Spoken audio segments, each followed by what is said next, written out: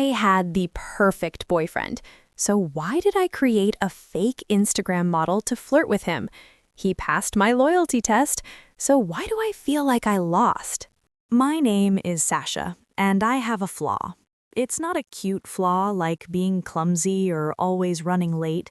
It's a corrosive, whispering flaw. I don't believe I am worthy of good things, especially good men. My world before Leo was a series of charming disasters. Men who loved the idea of me, the quick wit, the ambitious job and marketing, the curated Instagram life, but flinched at the real, messy, insecure parts. Jake, who told me my anxiety was exhausting. Mark, who needed space the week my dad got sick.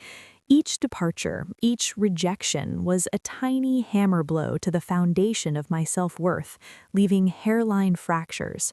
I learned to brace for impact, to test the structural integrity before I moved in. Then came Leo. He was a structural engineer. Literally, he designed bridges. He was solid, quiet, with a smile that felt like sunrise after a long night. He remembered my coffee order, oat milk latte, 1 sugar, extra hot, after our first date. He called when he said he would. He listened, actually listened to my rambling stories about work drama. After 3 months, he gave me a key to his apartment for convenience. No grand gesture, just a simple, it makes sense. It terrified me. His very goodness felt like a trap. It was too consistent, too patient. In the quiet moments, my flaw would whisper, "He's just better at hiding it. He's waiting for you to get comfortable so the drop is higher. Everyone has a price. Everyone has a wandering eye." The crack in this beautiful, frightening new world wasn't something Leo did, it was something he didn't do. He didn't get jealous. My friend Clara's boyfriend demanded her location sharing. Leo never asked. At a party, a charismatic friend of mine flirted shamelessly with him, and Leo just politely excused himself to find me. He told me about it later, laughing. That guy was something else. He asked if I was into crypto. His lack of possessiveness, which should have felt like trust, felt to my cracked foundation like indifference, like I wasn't worth the effort of guarding. The whisper became a hiss. He's not jealous because he's not invested. He's secure because he has options. The catalyst was a girls' night with Clara and Mina. Clara was mid-fight with her jealous boyfriend. "At least he cares enough to get mad," she sighed, scrolling through his accusatory texts. Mina nodded. "Right? Leo is so chill. It's almost weird." It's almost weird. The validation of my secret fear was a poison dart. "How do you even know he's faithful?" Clara asked, not maliciously, just a drunken, curious slur. "He's hot, he's sweet, he could have anyone." "I know," I said, the wine making my tongue loose and my fears loud. "I just know." But I didn't. I had faith, which is the belief in things unseen, and my faith was bankrupt. That night, lying next to Leo as he slept, his breathing steady and deep, the plan formed.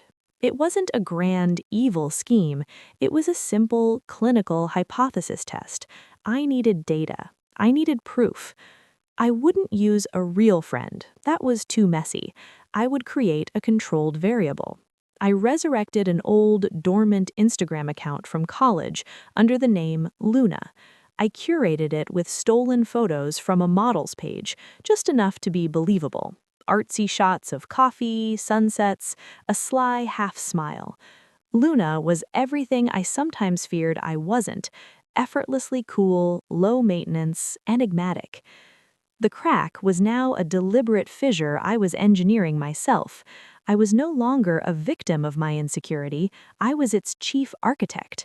I was going to stress test my relationship to destruction, and I told myself it was for science, for security, for us. I found Leo on Instagram. He had a private account with a modest 300 followers, mostly colleagues, college friends, and me. Luna sent a follow request. He accepted the next day. My heart hammered against my ribs. A neutral data point. He accepted follow requests. It meant nothing. Luna waited 3 days, then sent a message. It was casual, perfectly crafted after hours of research on how to slide into DMs. Luna, hey, sorry, random, but your profile pic is at the summit of Camelback, right? Was just looking for trail conditions for the weekend. Leo, 4 hours later, yeah, that's the one. Conditions were good last weekend. A little muddy near the top, but clear. Luna, amazing, thanks. You seem like you know your way around. Any other recs for a relatively new transplant? Leo, next day, sure. The Hieroglyphics Trail is less crowded and has great views. South Mountain has a good network if you want mileage. Friendly, helpful, entirely within the bounds of normal, polite interaction, the kind of exchange I might have with a stranger. See, I thought, a sick triumph mixing with my anxiety. He's engaging. It starts like this. But the whisper wasn't satisfied. The test wasn't rigorous enough. Politeness wasn't failure. I needed to apply pressure. I had Luna ramp up the frequency, send a funny meme about hiking, ask for a coffee recommendation. Leo's responses remained friendly, slightly delayed, and never initiated a new conversation. He was a rock in a stream, and I was the water, flowing around him, unable to move him. It was driving me insane. His goodness was holding, and with every benign, kind response he sent to this fictional, perfect woman, my real-world resentment grew. Why was he so nice to her? Why did he have time to give trail advice to a stranger when he'd been busy with work and missed my call 2 nights ago? The crack was no longer in my foundation, it was in my soul. I was no longer testing his loyalty, I was hunting for a betrayal to justify the growing rot inside me, and I was about to change the parameters of the experiment in a way that would guarantee a result. I just didn't know that the result would be the demolition of my own happiness. The experiment entered phase 2, escalation. Luna became more personal. This might be weird, but your vibe in your pics is so calm. My job is insane. Graphic design for a startup. Chaos. How do you stay so zen? Leo, 6 hours later. Haha, not always zen. Bridges collapse if you panic. Guess it trains you to focus on solutions, not noise. A bridge guy, that's so cool. Must be satisfying to build things that last. I was flirting with my own boyfriend through a puppet. It was a bizarre, out-of-body form of self-harm. Every notification from him to Luna sent a jolt of adrenaline through me, part dread, part morbid excitement. Meanwhile, in the real world, I was becoming a ghost. Distant, preoccupied, jumpy when my phone buzzed. Leo noticed. "You okay, Sash?" he asked one night over takeout. "You seem a million miles away." "Just work stress," I muttered, pushing my food around. "Big campaign launch, you know how it is." He reached across the table, his hand warm over mine. "I'm here if you want to talk about it, or if you just want to not talk and watch a dumb movie."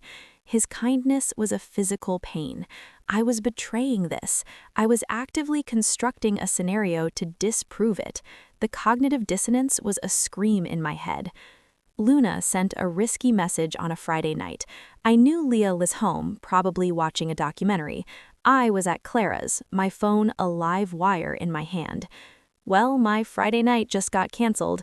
Roommate bailed. Any sage bridge builder advice for fighting boredom?" This was the hook, an implied availability, a soft invitation. The minutes ticked by. 5, 10, 20. My stomach was a knot of nerves. Was he ignoring it, thinking about it, typing a response? Leo, 45 minutes later. "Can't go wrong with a documentary or that new puzzle game everyone's into. Hope your night turns around." Polite, neutral, a gentle deflection. He hadn't taken the bait. He hadn't suggested meeting up. He hadn't been inappropriate. I should have felt relief, elation. Instead, I felt a furious, irrational disappointment. Why didn't he bite? Was she not pretty enough? Was he suspicious? Or was he just that good? The possibility that he was genuinely that loyal, that impervious to a pretty face, felt more threatening than his potential failure, because if he was that good, then the problem, the rot, the flaw, was unequivocally entirely me. I couldn't live with that answer, so I manufactured a different one. I went nuclear. I had Luna send a photo, not a provocative one, that would be too obvious. It was a candid, smiling shot from the stolen models page in a cozy sweater looking approachable and sweet. The caption, "Post-hike bliss, thanks for the trail tip. This spot was perfect." It was a gratitude message with a visual, a next step intimacy. Leo didn't respond that night, or the next day. For 36 hours, my creation floated in his DM void, unanswered. My anxiety metastasized. Had the photo done it? Had he shown it to a friend, laughing? Had he finally felt a spark of interest? I was now actively in hell, a hell of my own meticulous design. I was ignoring Leo's real texts. "Good morning, beautiful. Thinking of you, hope work is okay," while obsessively checking the Luna account for a response that didn't come. Finally, on Sunday evening, a notification. My heart stopped. "Leo, glad you enjoyed it. It's a special spot." That was it. No comment on the photo, no further engagement, a period at the end of the sentence. It was over. My test had reached its conclusion. The data was clear. Leo had been friendly, helpful, and had maintained appropriate boundaries at every escalation point. He had passed, flawlessly. And I had never felt more miserable, more alone, or more disgusted with myself. The fissure had widened into a canyon separating the person I was with Leo and the paranoid puppet master I had become. I had to come clean. The guilt was a physical weight, but a twisted part of me also wanted to see his reaction, to witness his hurt, his anger, to make the internal chaos external, to be punished. I didn't plan it. It just erupted. He was over at my apartment, making us dinner. He was chopping vegetables, humming along to a song, a picture of domestic peace I felt I was suffocating in. "We need to talk," I blurted out, my voice trembling. He turned, knife in hand, his face instantly shifting to concern. "What's wrong? Is it your dad? Work?" "It's you." The words tumbled out in a toxic rush. I've been testing you for weeks. The girl, Luna, on Instagram, that was me. I made a fake account to see if you'd cheat or flirt or something. The silence that followed was the most profound sound I have ever heard. The hum of the refrigerator, the sizzle of onions in the pan, the slow, careful placing of the knife on the cutting board. His face didn't contort in anger. It just emptied. All the warmth, the light, the quiet affection drained away, leaving behind something cold and unfamiliar. He looked at me like I was a faulty calculation on a blueprint, a crack in a foundation he hadn't accounted for. "You did what?" His voice was flat. "I was scared. You're so perfect, and I've been hurt before, and I needed to know." I was crying now, the tears hot and shameful. "You needed to know," he repeated, as if trying to comprehend a foreign language. "So you created a fake person. You lied to me repeatedly for weeks. You manipulated me. You staged a crisis in our relationship to see how I'd react." He shook his head slowly. "That's not a test of loyalty, Sasha. That's a test of how good your trap is, and I was the rat." "You passed," I wailed, as if that was the relevant point. "You were perfect. You didn't do anything wrong." "And that's supposed to make this okay?" he asked, his voice rising for the first time. "The fact that I didn't fail your sick game, the game itself is the failure. Don't you see that? The trust is gone, not because I broke it, but because you incinerated it." He took off the apron, folded it neatly, and placed it on the counter. He walked to the door, movements precise, robotic. "Leo, please." He paused, hand on the doorknob, but didn't look back. The truly fucked up part, Sasha, is that you think this is about me. It's not. It's about you, and whatever hole you're trying to fill with this drama, I can't fix it. I'm a bridge engineer. I can't build on a foundation that's actively trying to sabotage itself. He left. The door clicked shut with a terrible finality. I slid to the floor, surrounded by the smell of the ruined dinner, the ghost of my fake persona, and the absolute, utter silence of my victory. I had proven he was loyal, and in doing so, I had destroyed everything. I was alone with my data, my proof, and the monstrous gaping hole where my relationship used to be. The initial aftershock was a numb, buzzing silence. Leo didn't call. He didn't text. I spent 48 hours in a state of suspended animation, vacillating between sobbing hysterics and a cold, detached analysis of my own actions. I had my proof. Hypothesis confirmed. Boyfriend is loyal. Corollary finding, girlfriend is toxic. Now what? The need for external validation, the same need that had driven the test, reared its head again. But this time, I wasn't seeking confirmation of Leo's flaw, I was seeking absolution for my own. In a state of profound confusion, I turned to the only place I thought might understand the tangled mess of insecurity and love, Reddit. I posted on r/am-I-the-asshole from a throwaway account, laying out the entire sordid saga with a clinical detachment I didn't feel. Title: AITA for creating a fake Instagram account to test my boyfriend's loyalty. Post: I, 28 female, have major insecurity from past relationships. My current boyfriend, 30 male, is amazing, kind, steady, perfect. This freaked me out. I couldn't believe he was real. So I created a fake Instagram account, Luna, with a pretty girl's pics and spent 3 weeks messaging him, flirting lightly, seeing if he'd take the bait. He never did. He was always polite but distant. I finally broke down and confessed. He said I betrayed his trust and that the test itself was the problem, not his results. He left and isn't speaking to me. I know it was messed up, but it came from a place of fear, not malice. I just needed to feel secure. Am I the asshole? I posted it and braced for impact. I expected a mix of URTA, but I get it, and he overreacted. What I received was a Category 5 hurricane of judgment. The post gained traction at an alarming rate. Within 2 hours, it had 5,000 upvotes and was rocketing up the subreddit's hot page. Top comment, U/trust is the foundation, 12K upvotes in 3 hours. UTA. You didn't test his loyalty. You conducted a psychological operation on your partner because you're too insecure to be in a healthy relationship. You manufactured a crisis to soothe your own anxiety. That's abusive, full stop. His response was perfect. He identified the foundational flaw, you, and removed himself from the structure. You wanted security? Congrats, you proved he's trustworthy.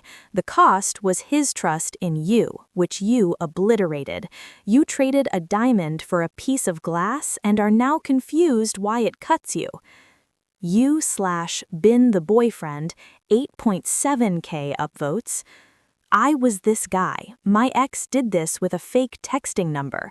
I passed, too. It didn't matter. The moment I found out, the entire relationship retroactively became a lie. Every sweet moment, every private joke, every vulnerability I shared, it was all happening alongside this secret surveillance operation. It makes you feel insane. You don't just lose trust, you lose your sense of reality. He will never look at you the same way again. You are now the person who betrayed him, not the person he loved. UTA, and you need serious therapy, not a boyfriend. You/fake profile PhD, 6.2K upvotes, awarded, bravo. Let's dissect this. 1. You catfished your own partner. 2. You lied consistently for weeks. 3. You sought to provoke him into an emotional betrayal to validate your own worldview. 4. When he behaved impeccably, you confessed not out of remorse, but because you needed to see the emotional payoff of your experiment.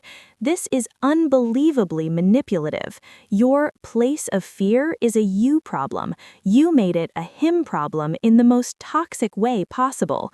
UTA so hard it's vibrating. The verdict was unanimous and merciless. Thousands of comments, all variations on UTA, toxic, abusive, get therapy. There was no debate, no nuance. Reddit had held up a mirror, and the reflection was not of a scared girl in love, but of a manipulative, self-sabotaging monster. I was the villain in my own story. Then the earthquake reached its peak intensity. My post was cross-posted to r/best of Redditor updates with the title, OP creates fake IG to test perfect BF, gets rightfully dumped. It was picked up by other subs, r/relationship advice/true off my chest.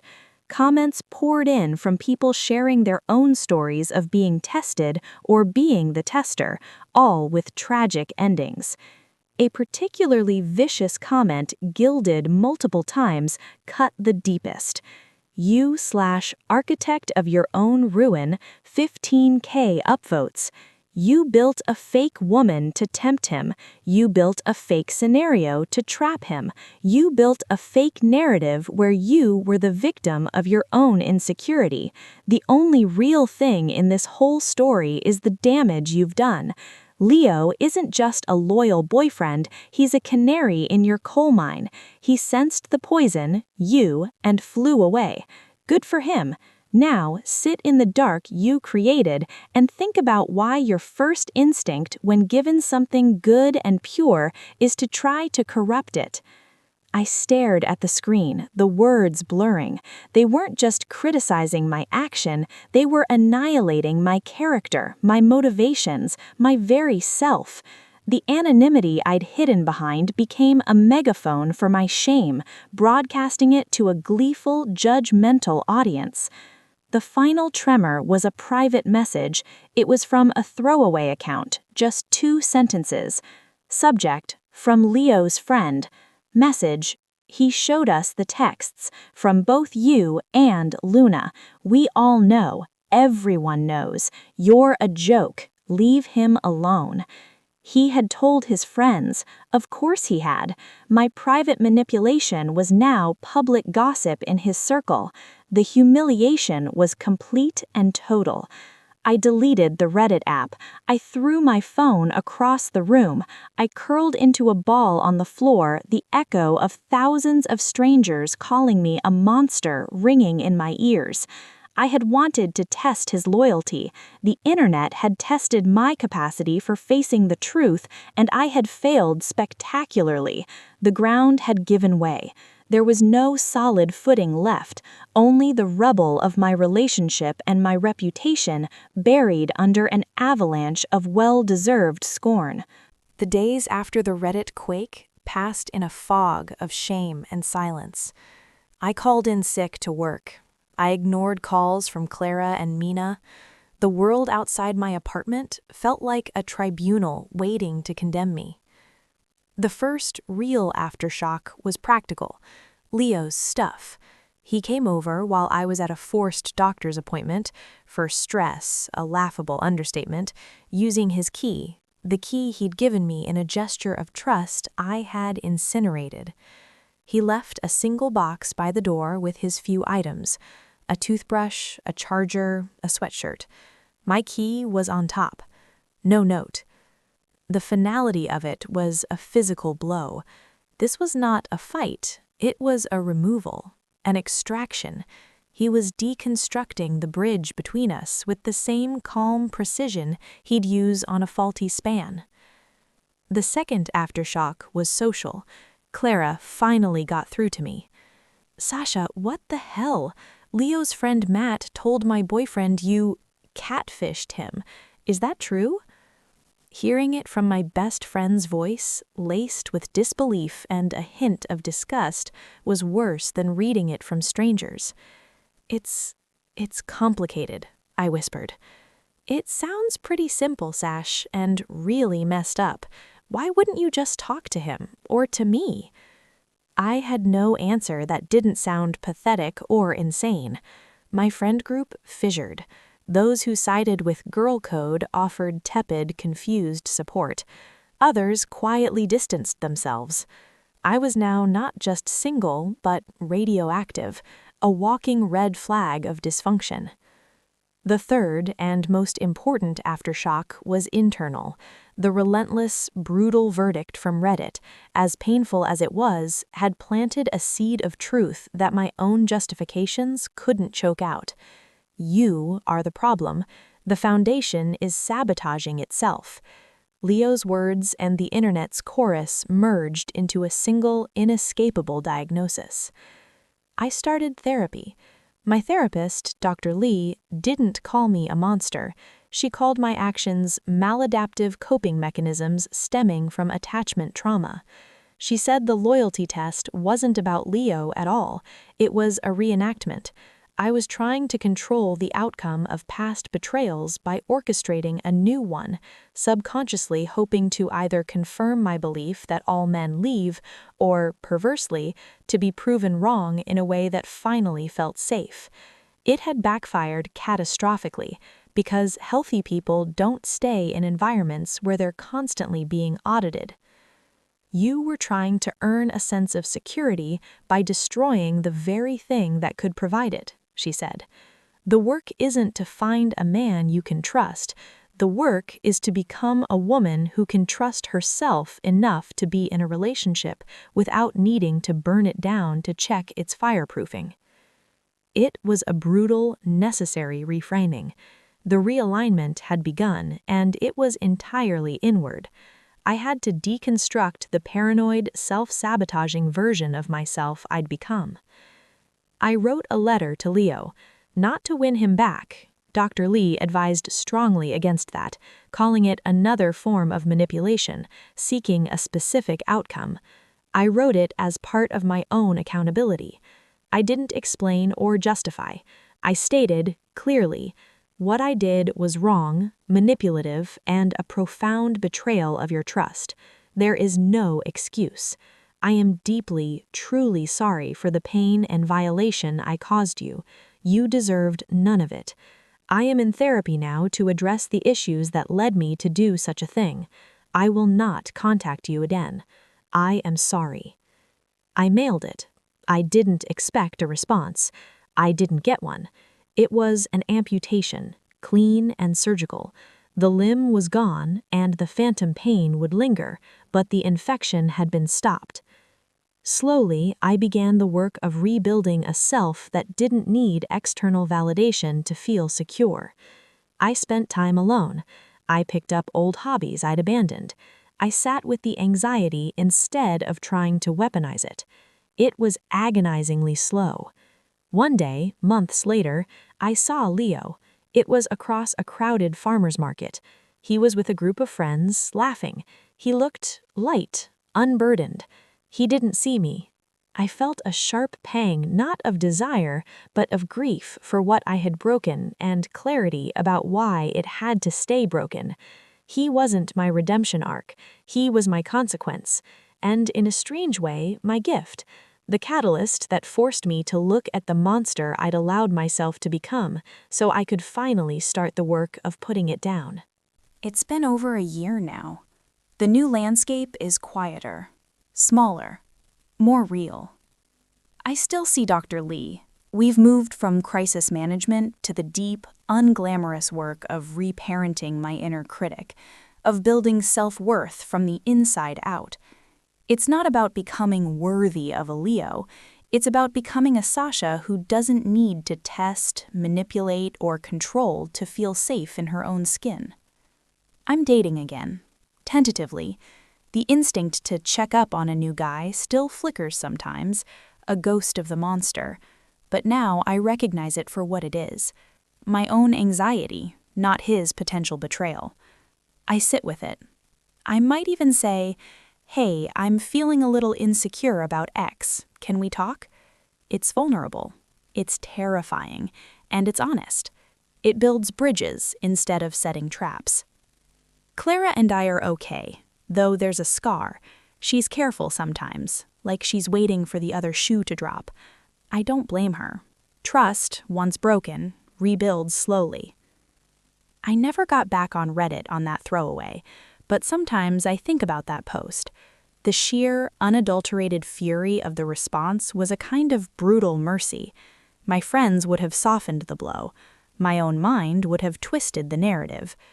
Reddit offered no solace, no compromise.